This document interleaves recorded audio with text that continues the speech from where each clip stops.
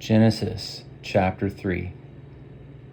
Now the serpent was more crafty than any other beast of the field that the Lord God had made. And he said to the woman, Did God actually say, You shall not eat of any tree in the garden?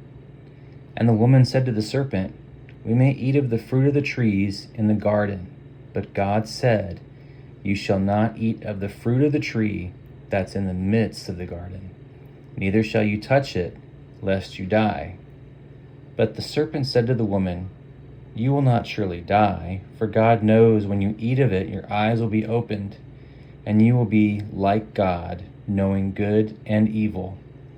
So when the woman saw that the tree was good for food, and that it was a delight to the eyes, and that the tree was to be desired to make one wise, she took its fruit and ate.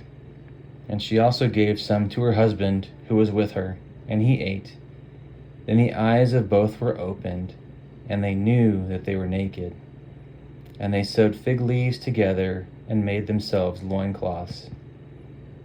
And they heard the sound of the Lord God walking in the garden in the cool of the day. And the man and his wife hid themselves from the presence of the Lord God among the trees of the garden. But the Lord God called to the man and said to him, Where are you? And he said, I heard the sound of you in the garden, and I was afraid, because I was naked, and I hid myself. He said, Who told you that you were naked? Have you eaten of the tree of which I commanded you not to eat? The man said, The woman you gave to be with me, she gave me some fruit of the tree, and I ate. Then the Lord God said to the woman, What is this you have done? And the woman said, The serpent deceived me, and I ate. The Lord God said to the serpent, Because you have done this, cursed are you above all livestock, and above all the beasts of the field. On your belly you shall go, and dust you shall eat all the days of your life.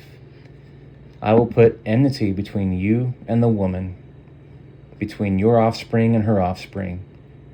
He shall bruise your head, and you shall bruise his heel.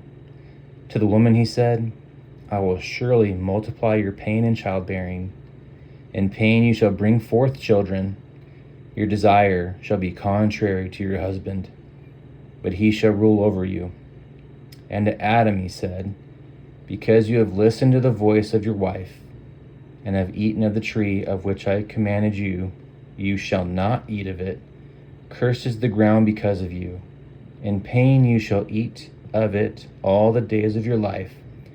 Thorns and thistles it shall bring forth for you, and you shall eat the plants of the field.